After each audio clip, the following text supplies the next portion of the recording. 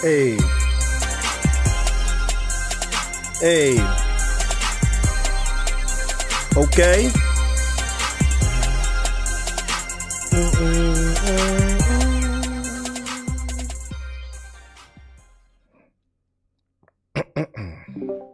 All right, all right, all right.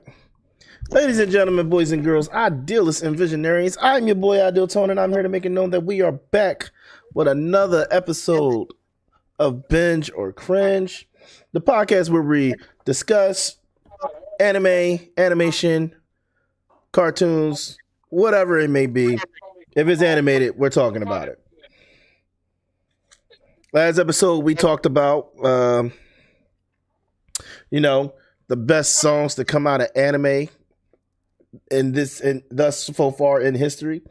And now we're here to talk about something else. Hey, D-Zone, you got feedback coming in. I'm going to need you to fix that, brother. Now we're going to talk about something else. All right. Today's episode, we are discussing, and if you haven't noticed already, are they really the strongest? From commonplace to world strongest. That's the anime we're discussing today. Really good anime. It has a lot going for it. 3 seasons already. And it's good to the point you can't help but anticipate the next season. So, but before we hop into that, I'm introducing the panel that I have for tonight. All right. I have the one, the only, the D-Zone. What's up? It's your boy D-Zone here in the zone. What up with y'all? All right. And then last but not least, followed after him, we have the one, the only, the homie. Okay. And he loves chicken, not bologna. Nullify Saint. Where my wings at? Get it right. You know, I can mess with bologna. You know, You can mess with bologna. You can mess with bologna. Yeah, I can mess with bologna. I don't know, man. I'm not a bologna guy. I gotta have my turkey. All right. Hey, for them bologna eaters out there, you know, I'll take some. You know, I'll take the whole box. Okay. But yeah, boys, we're here to talk about from commonplace to world's strongest. Let's hit it. Did y'all watch all 3 seasons? Yeah. Oh yeah. All right. Specifically today. Straight out the box. First episode was a banger. Freaking. He tried to play the hero. He got screwed in the end because of one of his classmates. Ultimate betrayal. Turned from zero to hero. But not really hero, because let's be real. He was a hero because he ended up saving his teammates, to be honest, his classmates. He really did. He saved all but 2 of them. Well, you know, you win some, you lose some. And also, that first episode was just freaking dramatizing. I ain't gonna lie. Oh, dude, freaking. It would be traumatizing for anyone to get knocked into a hole, fall down. What do you say, like about 60 floors to get your arm cut off and then eaten right in front of you? Mm-hmm. Oh yeah, crazy. I mean, but look, it made him who he was. Okay, if it wasn't for that, he probably never would have became. If it wasn't for that backstory, that interaction, he wouldn't be the badass that we know and love today. Granted, he's a little bit of. Granted, he's an edgelord. That's why I was ready to say love is taking it a little bit too far because he is the edgiest of edgelords. But you gotta say, that man never changes though. I mean, throughout all of the series, like he confirms, like everybody's like, oh, dude, you're this, you're just power hungry, or you're this or that, or and he's like, and you're just scared, and he's just like, nah, bro. He's like 2 things. I just want to go home, and I ain't gonna let nothing get in between that. And if you try to get in between that, you're my enemy, and I'm going to kill you. Yep. He's like, if you get between me and my goal, you're my enemy, and you already saw what I do to my enemies. I don't show no mercy. Here's the thing. He don't really, when you think about it, he really doesn't get in anybody's way. He doesn't. But everybody keeps getting in his way. He just the shadow. Yeah. Everybody keeps getting in his way, though. Like the demons, there was no need for the demons to attack him.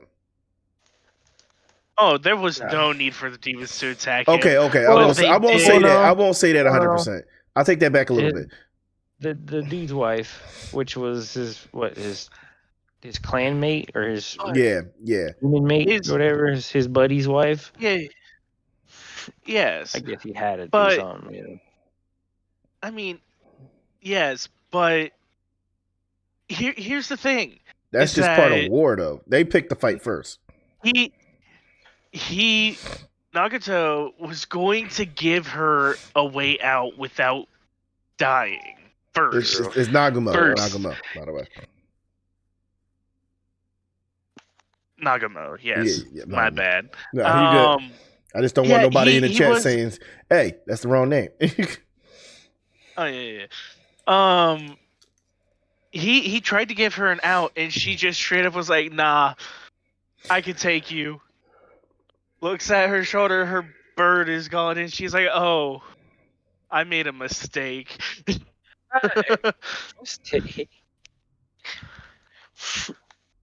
was,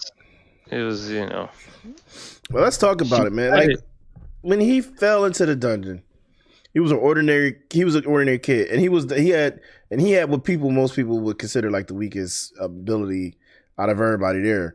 He was a synergist. You know what I mean? They were like, okay, what can a synergist do? Move rocks, pick a lock, maybe. Like they really snubbed him. And then the guy that did what he did to him, that shot him off the cliff or the bridge, he was he's just jealous. And here's the thing, you jealous of somebody because the girl that you likes him. Thing is,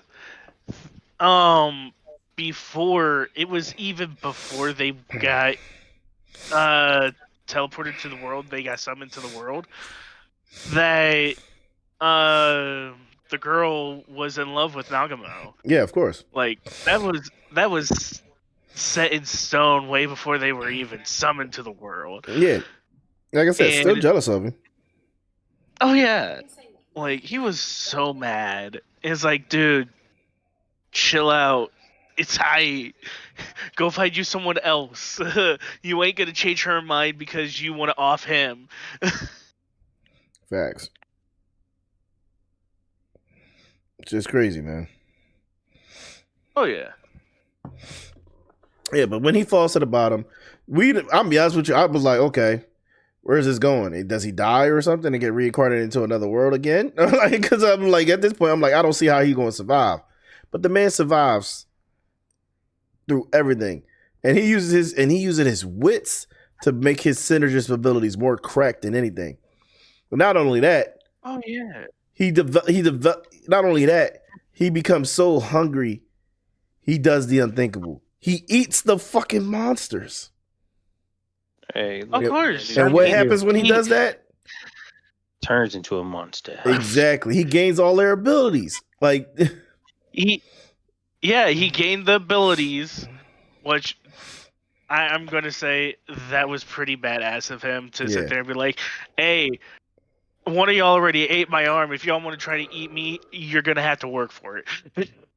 Sat there, made a whole trap and everything.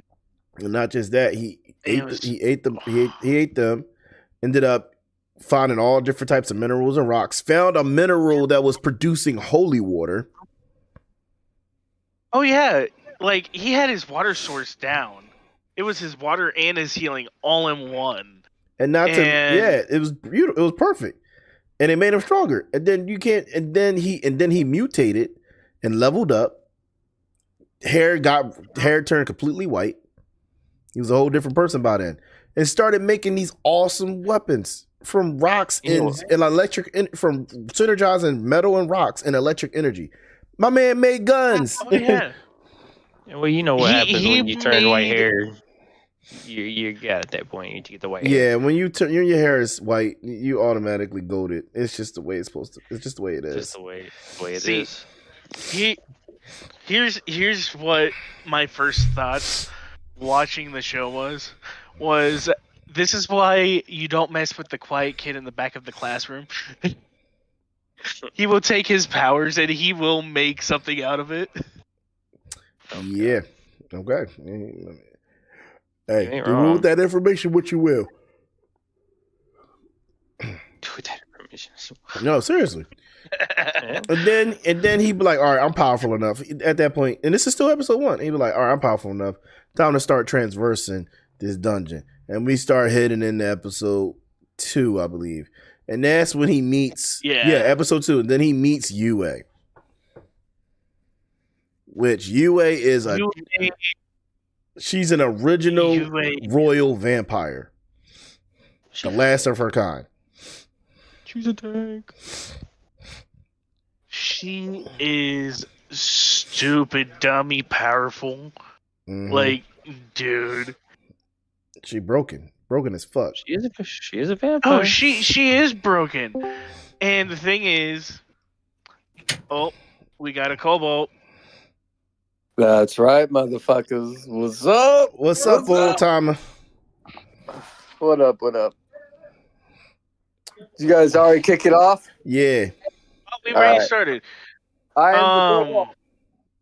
am the Cobalt. Yes, Cobalt 70, everybody, the godfather of anime. He's not enthralled right now. I'm very late. He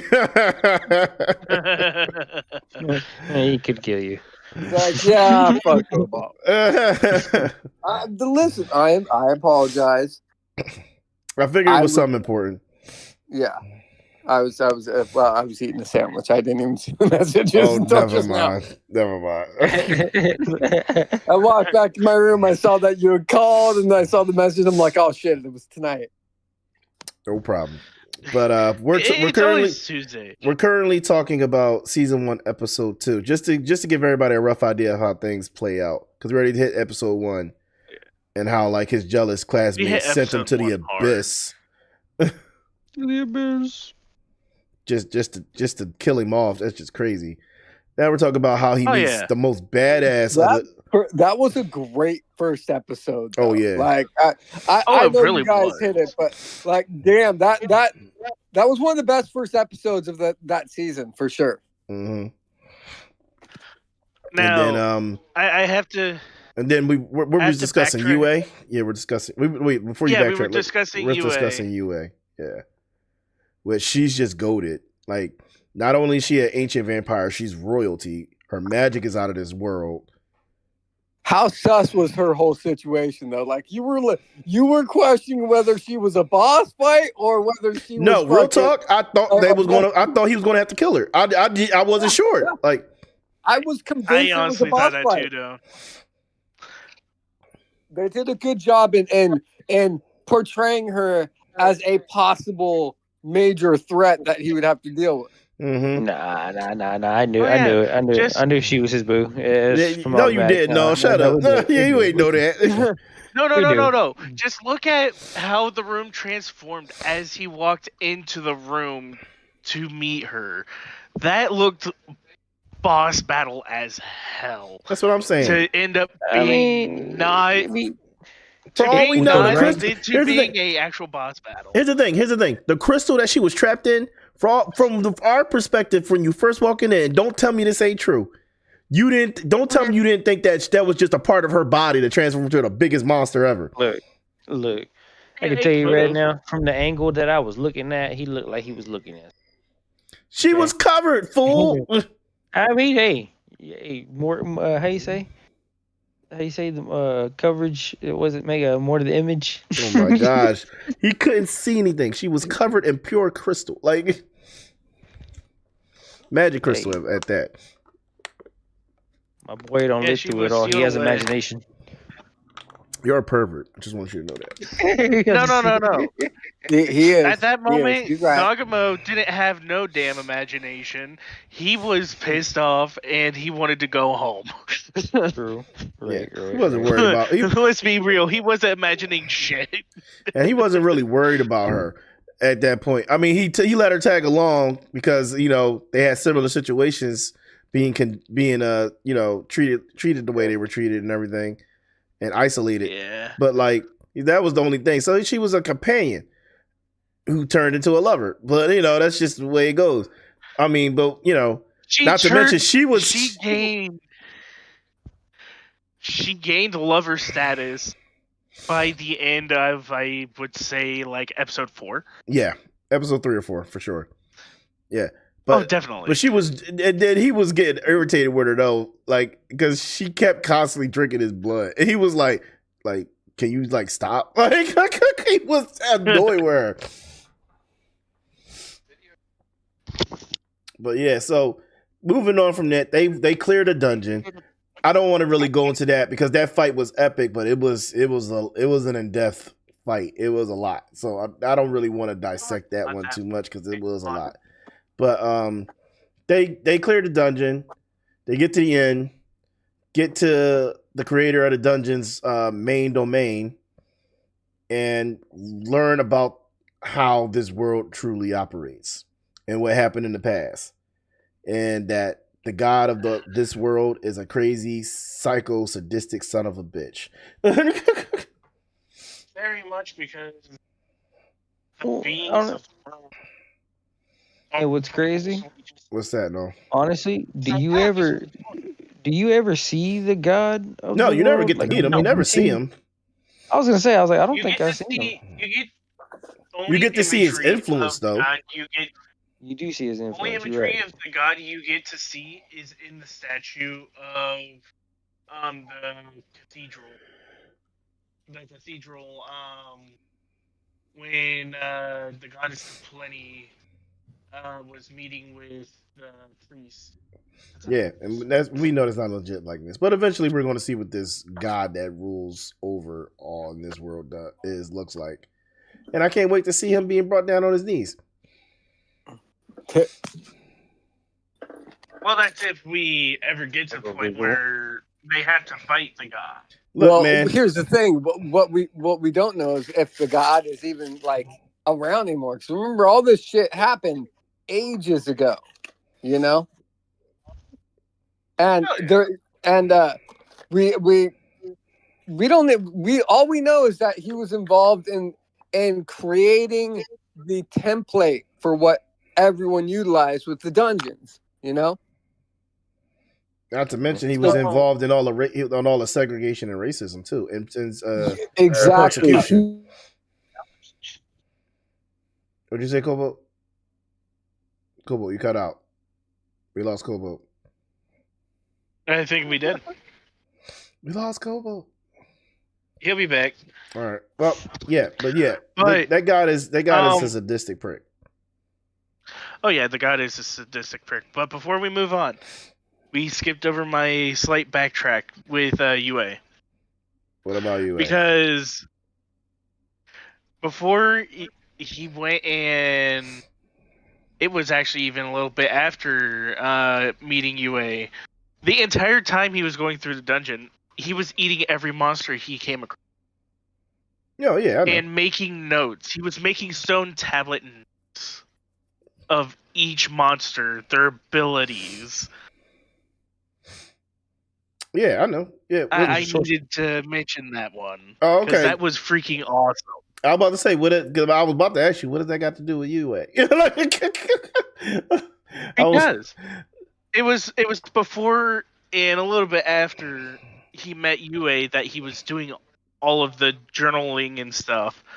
Like, there was definitely a couple scenes where he was charting down, especially blueprints for his revolvers.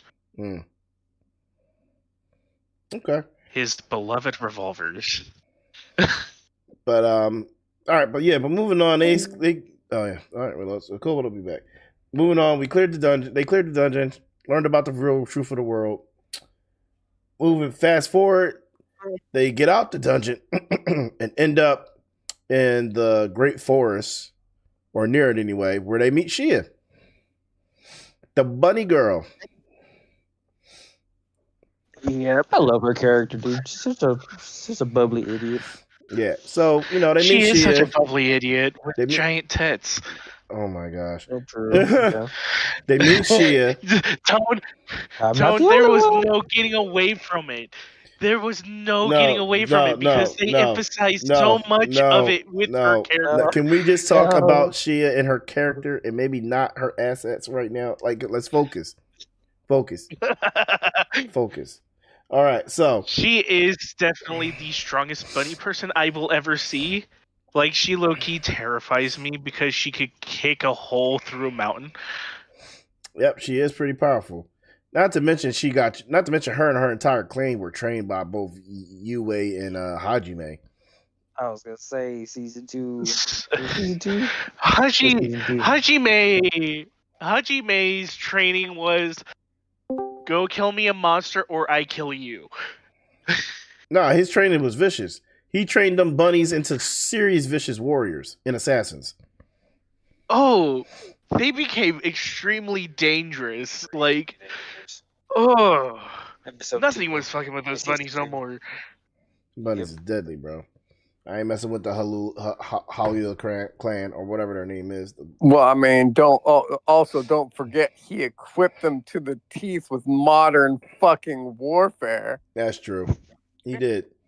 Ain't nobody fucking with them bunnies, man. People running at him with swords and they're shooting freaking bazookas. Come on, son. Shooting bazookas, auto rifles. Like, not only that, he cruises them around in a fucking giant flying battleship. Like, dude. Well, we'll get to the battleship. He didn't make the one. battleship yet. I think he only made it up to the car at that point. Yeah, He had the car and the motorcycle Oh at yeah. that point. But I'm sorry. Forgive me. The armored Humvee. Yeah. Sorry, forgot about that one. Armored Humvee is freaking Humvee. awesome. Yeah. While the rest of them are on horse and buggy, he's like, yeah, let's go. Yeah, I ain't gonna load you. I was like, all right, man, my man got an armored fucking car. Like, what else does he have hid? Then you find out was it season 2 and 3? He got way more than that. First of all, season 2 he had a sub. He had a fucking sub, a submarine.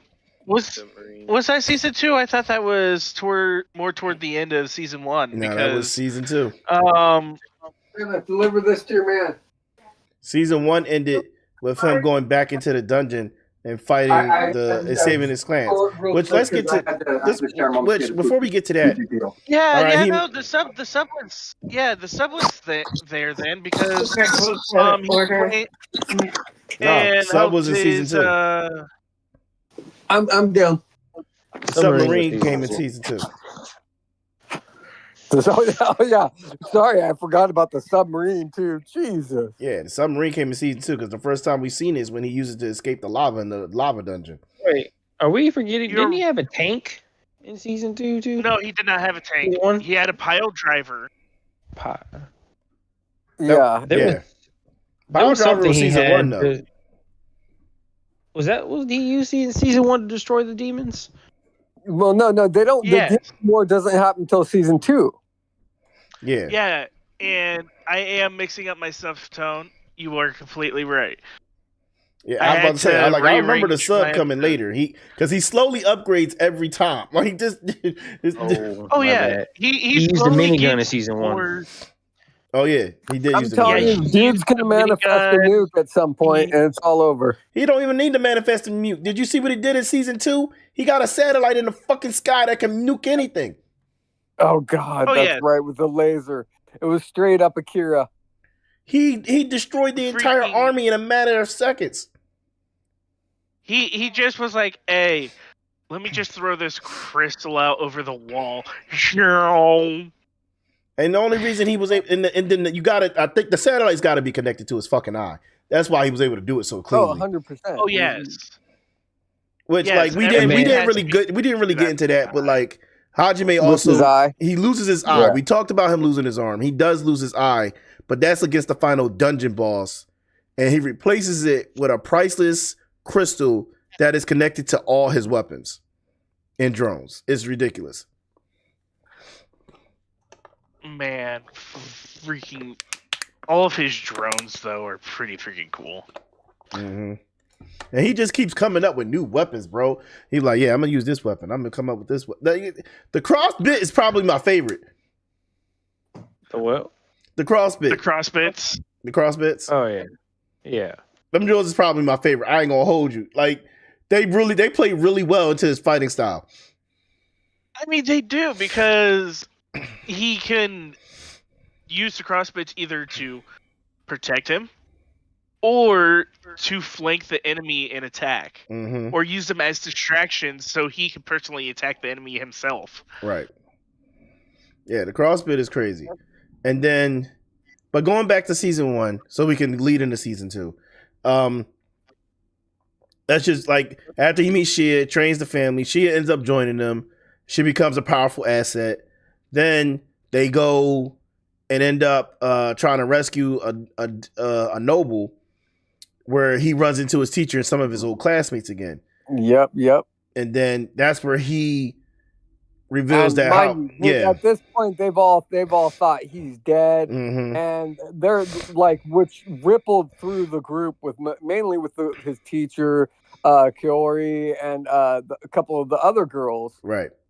And finds out the fate of what happened to a lot of people after his death, and he's just, while he does want to actually see his old friends, he's so angry that he's over it. Screw those people, you know. Facts. So, and then he ends up linking up with his teacher again. He tells her, "Look, I forgot about you guys a long time ago. Y'all are dead to me. I'm dead to y'all. Leave it at that." His teacher's the type that's not going to give up on him, though. But he also doesn't hate his teacher. So what he ends up doing is he ends up going into her room later that night and letting her know everything that happened to him, as well as what he learned in the dungeon. Well, before that, I like his answer to everything she asked. She's like, "How are you here? How are you alive?" I worked really hard. I worked really hard. That's what it was. I worked really hard. I worked so hard the damn things fell off. I was like, this nigga. No, the freaking Templar Knight got exactly what he deserved, especially because he disrespected Shia. That you don't do that. Oh yeah, and he was interrupting their meals. He's like, "I just came here to eat, my guy. Don't mess with my mealtime and don't mess with my friends." Yeah, bro. He was a prick. But and in that they end up to go finding the noble. Find out that demons are have amassed an army to attack the town or the village, whatever. And that's when they meet the biggest pervert we have met in this series. Tila or Tio, whatever her name was. Tio. Tio. Yeah. Freaking thing is, originally she wasn't originally. It is Hajime's fault why she became a pervert. I don't want to talk about that. Let's leave that as a surprise for the viewers. Let's punishment. We're gonna leave that for the viewers to find out on their own. How it happened, we can leave it. But I'm going to say this: she turned into a giant masochist. Yep, she did. You guys get to find out on your own how it happened. It's hilarious to me. No, it's funny, but it's weird too. So we'll just leave it at that. But we meet Tio. Tio becomes another powerful asset. Tio is he's the last of her kind, a bloodborne dragon. A dragonborn. There we go. She's a dragonborn. And dragonborn are one of the most noble monsters that you can think of, and powerful. So she becomes a completely asset, despite her perverted tendencies. It's what the way her character is, like they said, she sometimes catches herself being a total pervert. But when she needs to turn it around, she's actually really, really confident and really stern. She needs to be. And then that's all. I mean, it just amazed me every time after, you always expect her to just go out and be, oh, yes, punishment. But in certain times, she's just like taking care of business. She ain't playing. When she's down on the business, she is not only broken with her abilities, but her entire like repertoire of skills and knowledge of combat is absolutely ridiculous. Like her battle sense alone is just broken. Yeah, man. So, and then moving on from there, we got a little bit, of a break, some comical relief in the form of, slightly destroying a town and rescuing a little girl. We meet Miyu, the cutest little mermaid ever. Dude, honestly, with the way, I mean, you saw that someone was looking down at her a couple episodes from the end of season 3. They better not touch that little girl. They better not fucking kill her. Yeah, I bro. feel like that evil. No, here's the thing: if they do something to Miyu, Hajime's going to snap and he's going to destroy everything. Bro, I feel like they're gonna do it on purpose to make him snap. I think they're gonna do it on purpose, and I'm just sitting here like, dude, y'all better not touch this little girl. Thing is, Hajime has such a cold exterior to almost everyone, except for a couple people, but he completely melts when it comes to Miyu. Mm-hmm. Like, he embraced being her dad to the max. Well, I mean, what can you do, man? It's Papa Hajime. He almost kills his one classmate, Endo. He almost kills Endo just because Endo yelled at her. Yeah, you don't yell at Miyu. You don't. I was like, oh. You don't be mean to Miyu. You don't yell at Miyu, and you don't threaten Miyu because Hajime will kill you. We can bring Shadow. We said it'll make high going to get up. Kobo, mute yourself. One I got for you. Oh God.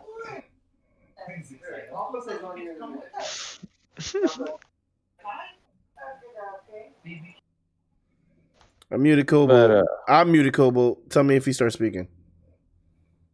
Okay. Got it. Because y'all can still hear him, right? Oh, yeah. Yeah. All right. I muted him for the stream for a little bit. Because that's getting, we don't need to hear that in the stream. Not in a bad way, but it's just like, it's kind of Right. It started distracting. But yeah, don't touch Miyu. Don't mess with Miyu. Miyu's the little angel. Yep. She's the little angel that can do no wrong. Not gonna lie, dude. Whenever certain separations at certain times of the story, I ain't gonna lie. When they separated, kind of hit me. You was about to cry because they was leaving Miyu. Yeah, I was about to cry because they leave me. Fuck you. For real. I mean, you don't leave me.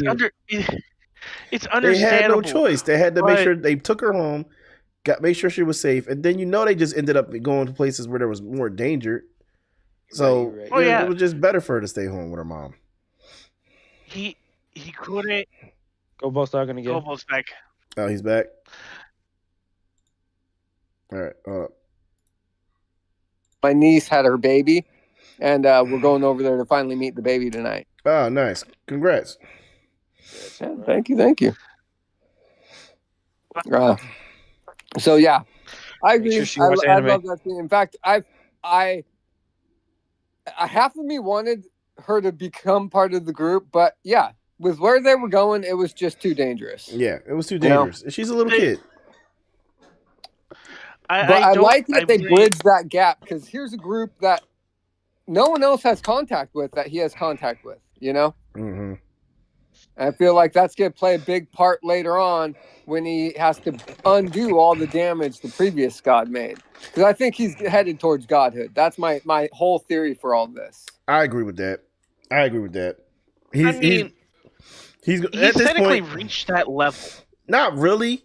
He's more reached the level of like the original guys that rebelled. At this point, he's reached a level where he can be a creator like the god, but he's not a god yet. Mm-hmm.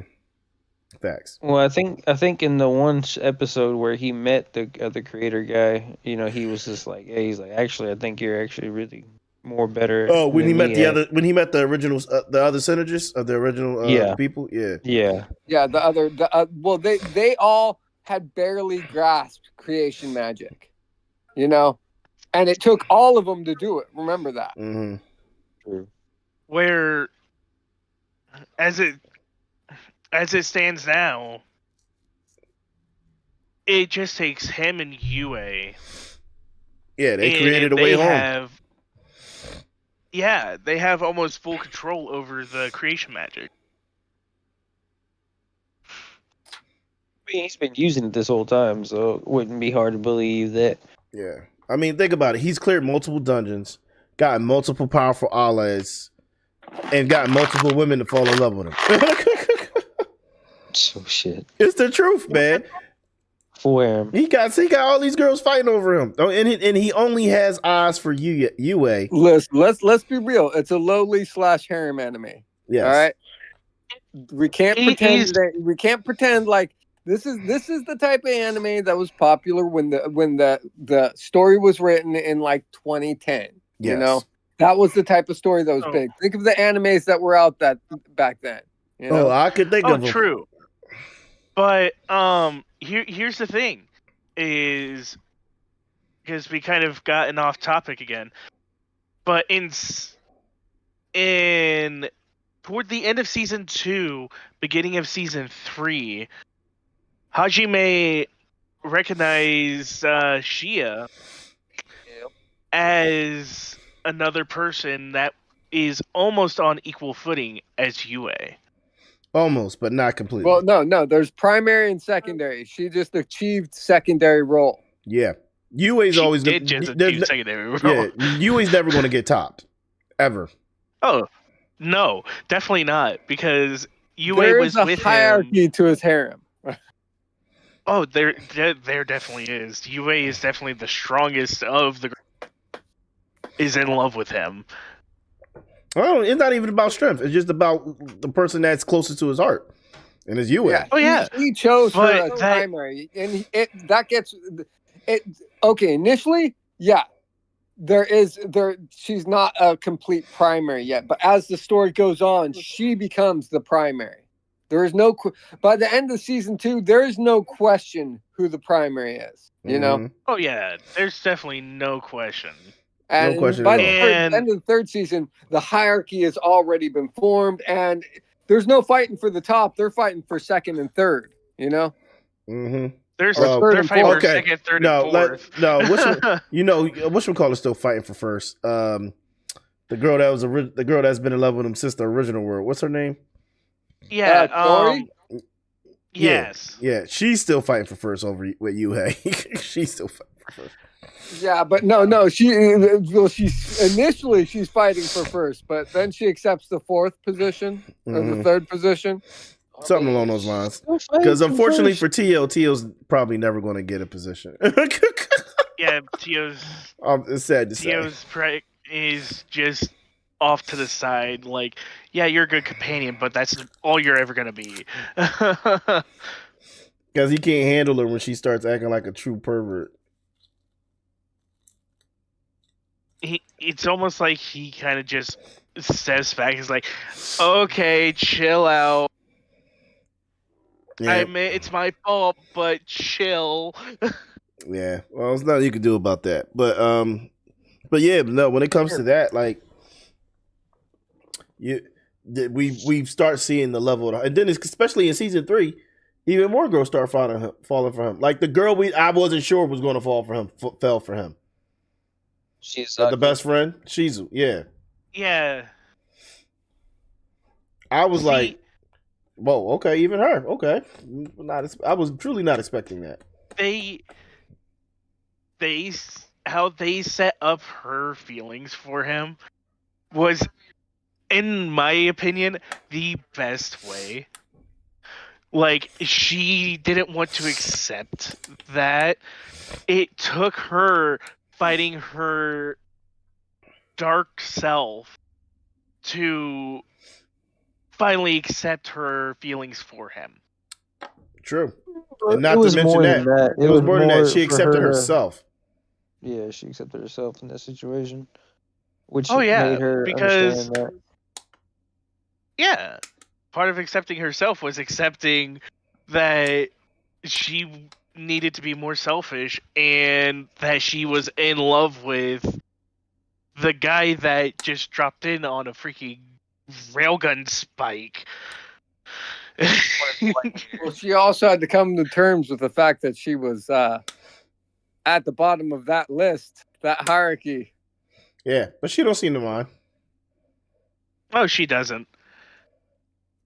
She don't seem to mind at all. But yeah, man, like as we progress from season 1 to season 3, you just realize, like Kobo said, it's a specific type of anime, but at the same time, there is combat and level and power scaling and everything, and they just become more powerful.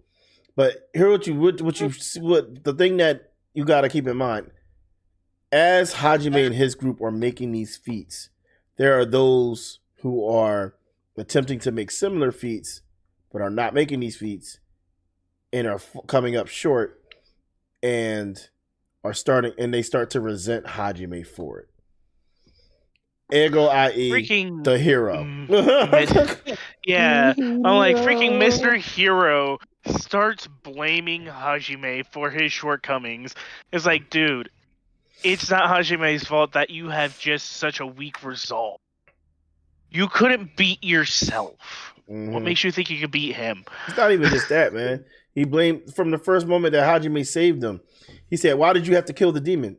Because she was trying to kill us." Like, what? There was no other way. It's kill or be killed in here, bro. Well, it's the difference. Okay, check it out. What he represents, and this is an actual thing, okay? Because I mean, you have so many stories written on the hero's journey, right? But whenever you see these stories, they strip the man, the hero, of his humanity. He becomes a drone of an ideology with no real emotions. And that never happens. That doesn't exist. Every hero is driven by some ambition. There's something that drives him, whether it be jealousy, love, hate.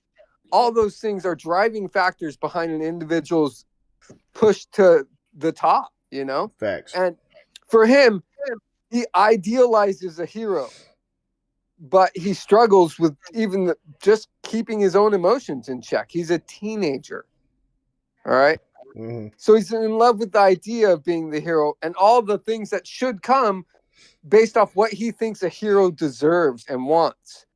It's self-serving in its existence. And so it's almost like it lays bare the fallacy of what his being the hero actually is, you know? True. And whereas with Hajime, he was plunged to the deepest depths. He was driven not by the idea of being a hero, but just pure survival. You know? Yeah, and at each step of the way, he impossible odds. The stage of what he's at is far beyond, because he's already gone through so many of those challenges. He did that. He had to start from a challenge of just basically existing, something that other kid hasn't even struggled with right now. He can't even conquer his own emotion. So just the idea of just basic survival with nothing is far beyond him. And you find out who you really are in a situation like that. And he constantly compares his inability to do that with Hajime's ability to be able to do that, even though Hajime's just about surviving and getting home. Whereas he's not saving people to be the hero. He's saving them just because that's what he wants to do. Exactly. It's not a self-serving want, so to speak. Yeah, but when it comes to the hero, his whole thing is, you have the power. Why are you not doing it? Why are you not helping everybody? Because my resolve is greater than that. I'm using my power to do what I can in the scope of my abilities. and you It's that, and you don't have the also- power to do that. So you're trying to put your ideology on me because you think I'm more powerful than you. Whereas you could get more powerful, but you lack the resolve to do what it needs to do to gain that power. Just so. Mm-hmm. It's that, and also, like you said before, like, you know, he understands that he doesn't like people getting in his way of what he wants. In reality, he feels like he doesn't want to get in people's way of what they need to do, you know? Mm-hmm. Well, not only that, you have to look at the difference of what they've had to deal with. He had to face the worst of humanity, and so he knows what the baser instincts these people have are, you know? Yeah. Like, it. And Idealized animes never really approach the humanity of an individual. They're selfish, they're self-serving. They're both heroic and horrible. This is true. And not all the time, you know? And with Hajime, he had to actually approach that because here were classmates of his, friends of his, and they abandoned him. Some of them felt horribly guilty. Some of them didn't give a fuck. oh yeah, Yeah, for sure. You know? and it took him actually having to watch the memory of what Hajime went through down in that dungeon in order to understand where his power came from and why he is how he. Mm-hmm. Like, Exactly. that was watching that cutscene and watching Amanagawa's face just drop because he's like, oh, I did this thing out of jealousy and essentially rage and pity, and he had to deal with this. And it was a shell shock to the guy. Bottom line is, Kobo's right. He's a teenager still at heart and mind, though he is the hero. He has grown up to do. That's really all it is. You see it with your own experiences. When we were young and we were teenagers, the kids who were the most adult, the kids who got shit done, the kids who had better perspective had already dealt with a lot more shit than you might have, you know? Oh yeah. And it's the forced maturity. Hajime didn't have he had to abandon the whimsical nature of being a teenager. He didn't get engrossed himself in some ideology of being a hero, you know? He had to fight just to survive. I mean, you grow up real fast when you find out what's really important. You know? He understands what's important to him. Whereas most kids his age, they have an idea of what they think is important, but they've never actually had it put to the test, you know? Mm-hmm.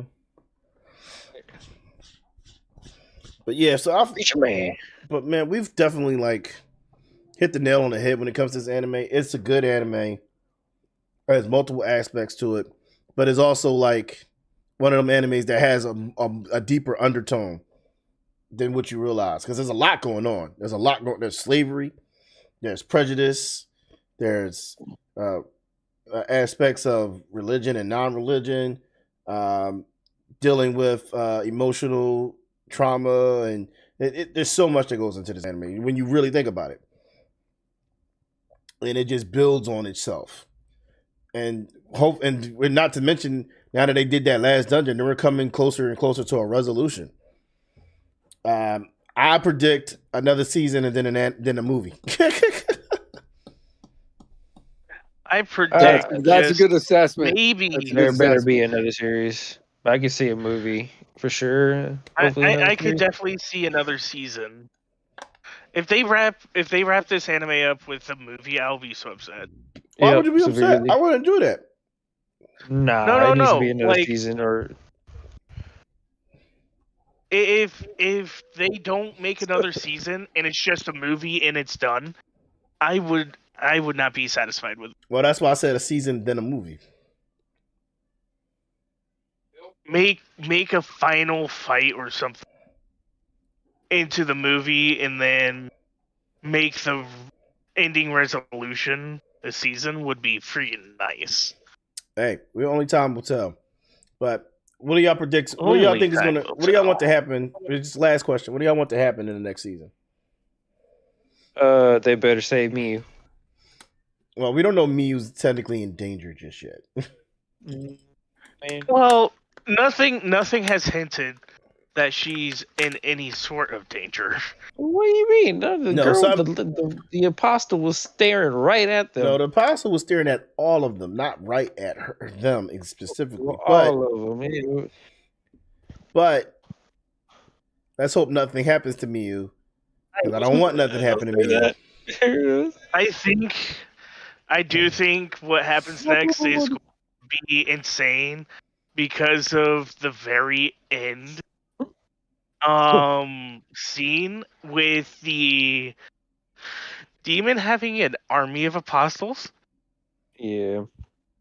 Yeah, well, we'll see how it goes, but it's about to get wild, man. I know that much. Yeah, Hajime had some slight issues with just one. Yeah, Just imagine but he's more having to powerful fight than that now. hundreds. He is. I don't think it's going to But be an issue for him. I just- really don't. I'm telling you, he got something up his sleeve, man. He always does. Oh, he always does. That's one of his strengths is that he's extremely charismatic and very strategic on how he plays his hand in battle. Mm-hmm. Which is why I believe like he's going to be just fine. I mean, of course, he has main character syndrome written all over him. Like, Well, also, what something that actually made me thought of something was whenever Yue is her name, when she dealt with her cave situation. Kind of want to know more about that backstory. I hope they dig into that in the third season. I mean, it's not like they already kind of did. There's not much to tell. There's stuff that's hidden behind. She doesn't know who she really is, or she doesn't know what she is. No, she knows thinks what she she's is. her memories are all jangled up. And Yeah. she said, she was like, someone messed with my memories. I need to know exactly what I am. That's why she and her, because she was like, if anything were to happen to me, take care of Hajime. And she's like, you better not ask me that damn question ever again. Yeah, She started that's whooping true. that ass with that hammer, boy. She wasn't playing. But She was so mad. She got real mad real quick. definitely. But all that to say, go watch Common Place to World's Strongest because it is really good. It has a lot to offer as an anime. 3 seasons, 4 in a movie coming. And then besides that, it's just entertaining to watch. Definitely give it a shout out and a watch and a holler. Oh yeah. So, but other than that, like, you know, like I said, just a good all around legit anime. Yeah, that's really it for today, boys. I mean, we definitely I definitely will be in contact about what's happening next week. But I will say next week we are doing 2 episodes. One Monday and one Tuesday. Oh. What it could be? There's a reason for that. Double feature. There's a reason for that. Double feature. So we're gonna do a Wednesday. They're gonna do a Tuesday and a Monday episode, both at 8. I got bounce, boys. I'll talk to you guys later on tonight. All right, 2 I'll be episodes back next probably week, a bit. Cobalt. Well, what's up? 2 episodes next week. What are we doing? I haven't told them yet. I'm not Oh, going yeah. to. It's going to be a surprise for Monday. Tuesday, I'm still deciding, but we're doing episode Monday and Tuesday. Ooh, double feature. Yes, sir. Double feature. All right, I'll hit you up a little bit later, then we'll talk about. All right. All right, peace. Peace. But yeah, so that's where we at, boys. Be prepared. I guess I can tell you what Monday's topic is. We're going to be doing Sailor They'll Moon. give me the rest of the week. Sailor Sailor Moon. Moon. Which Did you do one? Sailor Moon? We've never done Sailor Moon. Yeah, we're trying to do Sailor Moon. We were trying to do Sailor Moon. We are going Can you to even watch Sailor Moon anymore? Yeah. You can watch certain ones. That's why I'm trying to figure out exactly which Sailor Moon. We're going to be talking about our topic is Sailor Moons and the Magical Girls. Okay, Sailor I'll Moon look for and the that. Magical Girl. Yeah, so we're going to be talking about Sailor Moon and the multiple magical girls that came after her. Oh, okay. So it's going to be a good topic. So Gotcha. So stay tuned for that one at Monday at 8. Tuesday to be decided. I will let you guys know. But that's where we're standing at right now. This is the end of the episode, guys. I appreciate everybody who stopped by and watched, and any future viewers from who are going to watch the stream over. This has been another episode of Binge Or Cringe, and I want to give a shout out to my panel. Guys, thank you guys for joining us tonight. Good episode. Might have a bigger crowd in the panel next Monday. And that's really it. So next week on Monday, double feature, Monday and Tuesday at 8. And we'll be doing on Monday, which is already decided, we'll be doing Sailor Moon and the Magical Girls for an episode. So, but without further ado, as always, I'm your boy Ideal Tone, and I'm just glad to make that known. Later. Go watch it. Yep, watch it.